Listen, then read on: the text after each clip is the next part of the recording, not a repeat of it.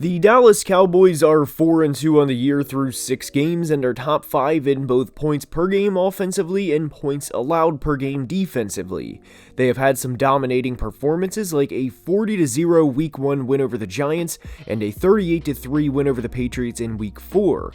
But they have also had some pretty ugly losses, including a 42-10 loss to the 49ers and a double-digit loss to the Cardinals and to a team that will probably be selecting in the top 5 of the 2024 NFL Draft.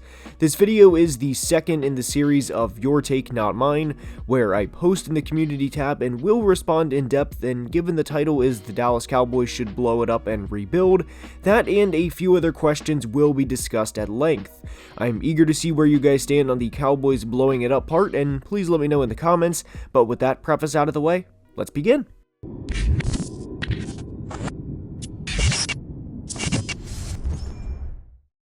And the first take we will respond to is from Zach, who says Justin Herbert will fade into obscurity. Love the word choice there, Zach, by the way, if Brandon Staley does not get fired this year.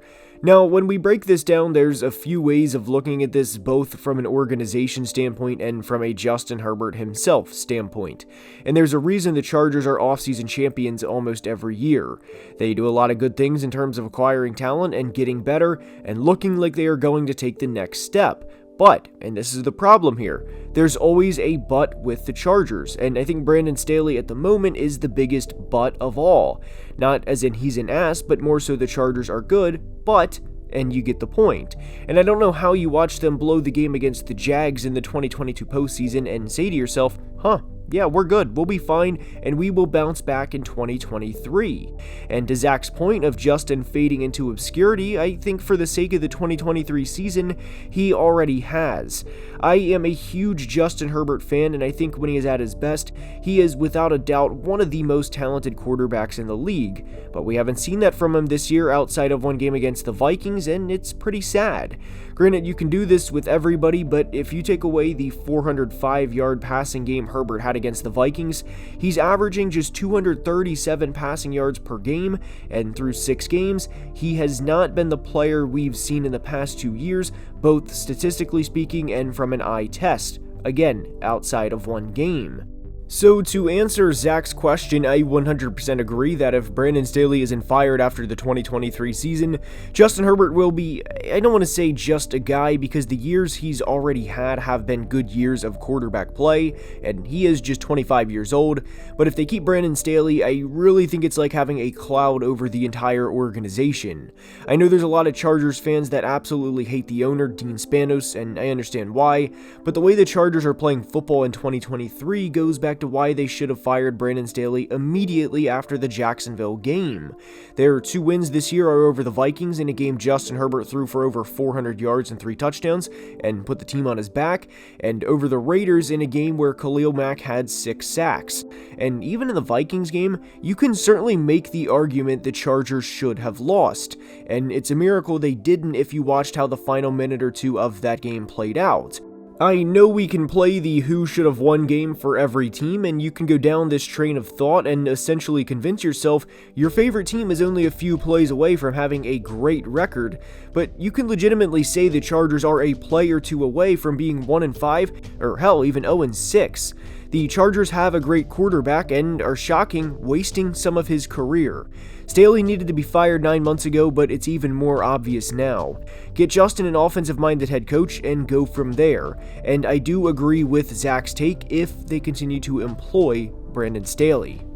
And before we continue, I have partnered with DraftKings, an official partner of the NFL, and I want to let you guys know that new customers can bet just $5 and get $200 in bonus bets instantly. And yes, you heard that right, and what an opportunity, by the way, as new customers can bet $5 and get $200 instantly.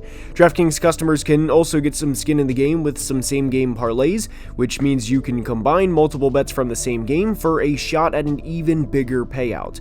And if sports betting is not yet available in your state, that's no problem, because you can still get in on the action with DraftKings Daily Fantasy Sports. I mean, guys, you're already going to be watching the game, so why not spice it up and and give it a shot.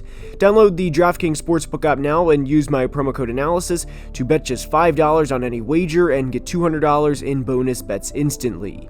And once again, that's promo code analysis, and a big thank you to DraftKings, an official partner of the NFL, for sponsoring today's video.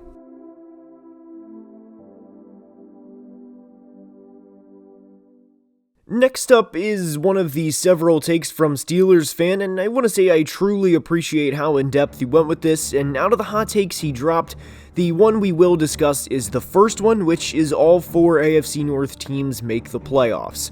And truthfully, there could be an entire video off of these hot takes alone, but I disagree with all 4 AFC North teams making the playoffs, and it's because of the Bills and Dolphins. I fully believe there will be at least 2 teams from the AFC North in the playoffs in the Ravens and Bengals, but the Steelers specifically scare me, and it's because of how they win games. Now, I'm not saying in order for a team to get to the playoffs, you have to smoke other teams by 2 touchdowns just to be worthy of getting to the big dance or anything like that, but in 3 of the Steelers' wins this year, referring to the Browns, Ravens, and Rams win, there was a lot that had to happen just for Pittsburgh to win, and I don't think these types of things are going to continue to happen down the stretch of the 2023 season. The Steelers had 2 defensive touchdowns against the Browns and only had 9 first downs the entire game and did not take a snap inside Cleveland's red zone all night. And in the Ravens game, Baltimore receivers were credited with 7 drops, which obviously isn't going to happen every game against the Steelers, and even this past week against the Rams, there was an awful spot at the end of the game in which the Steelers came out victorious. I still think they would have beat the Rams, but what scares me about the Steelers, and everyone knows this is a problem, but it's offensive play calling. I was watching tape against the Ravens recently, and their offense is ugly. Granted, this was without Deontay Johnson, which will certainly change things, but their offense was a lot of runs up the middle, gaining next to nothing, and when it's third down and long, hey, let's try a back shoulder fade to George Pickens. They have not had a game with over 400 yards of offense with Matt Canada as the offensive coordinator, and that is not a coincidence. And Pittsburgh plays several playoff teams down the stretch, like Baltimore, Cincinnati twice, Seattle, Jacksonville, and Cleveland again. And I would be surprised if Pittsburgh makes the playoffs. But this isn't just a Pittsburgh thing either. Cleveland concerns me too, and it's due to the offense. I don't think Deshaun Watson is going to be the player he was for Houston and throw for 30 touchdowns in a season again. He's also hurt at the moment, and even when he comes back, I don't think his play is going to elevate the offense to the point where the Browns become a 12-win team solely due to the offense. Between the Browns and Steelers, I think Cleveland has a higher chance of making the postseason because outside of a game against the Seahawks and Ravens, the Browns have a pretty easy schedule down the stretch. So Cleveland could get to 9 or 10 wins and sneak in, but unless Cleveland's defense absolutely carries them, even more so than they have outside of the Colts game, I don't think the Browns are a serious threat in the AFC. I am a bigger believer in both the Bills and Dolphins than I am the Steelers or Browns, and because of those AFC East teams, I don't think the North will have 4 playoff teams. Next up is Michael's take of the Packers running the table and winning the NFC North. The Packers are 2-4 through 6 games, and I strongly disagree with this take for several reasons. The first and most simplest answer to this is I don't think the Packers are a good team in 2023, and it's for several reasons.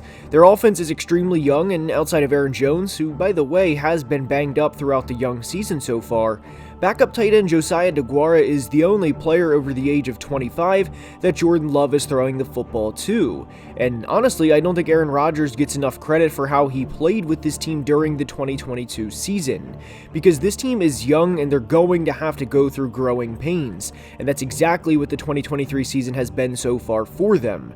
The Packers are 2-4, but one of those wins was over the Saints in a game where Derek Carr got hurt, and it completely flipped the momentum of the game, and the Packers narrowly won as the final score was 18-17. Their next 6 games are brutal as they get a pumped Minnesota Vikings team who has won 3 of their last 4, including a win over the 49ers. Then they play the Rams, Steelers, Chargers, Lions, and Chiefs. And sure, the schedule gets a little easier after that, but I really think this is a 6-win team. They don't have anybody on offense where you can go to with the football and say, make a play, make something happen. They're 17th in points per game at the moment, and I think that will fall as the season goes on, and it's due to having a 38-point game back in week 1. And even within that game, the defense had a pick 6. Not factoring in the 38-point game against the Bears, they're averaging just 18.4 points per game, which, as you can probably guess, isn't good. We saw what happened when they played the Lions in primetime, and it was clear they are a tier below the Lions. Guys, their last 2 losses have been to the Raiders and Broncos, and both teams will probably be selecting in the top 6 or 7 picks of the 2024 NFL Draft.